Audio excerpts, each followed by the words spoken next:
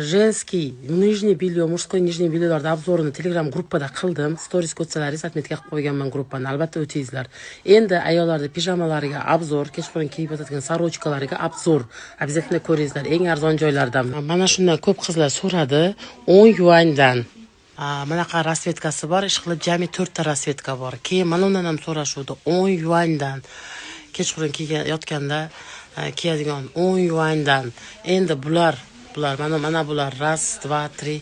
Bular uchalasi 32 yuandan. Mana ular 22 yuandan. Dальше. Keyin nimani so'radilaringiz? Bular 26 yuandan.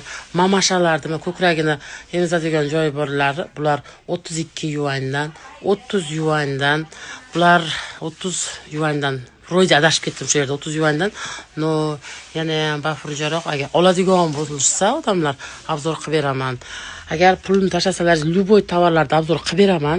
Gruppalarda, Instagramlarda sizlarning tovarlaringizni joylamayman. Umuman faqat o'zlaringiz uchun obzor отдельно qilinadi. Olmoqchi bo'lsalaringiz, o'sha avans tashlagan pullaringiz minus qilinadi hammasi. Ular 11 yuandan. 11 yuandan. Yosh bolalar, endi qizlardiki 28 yuandan qilib beraman dedi.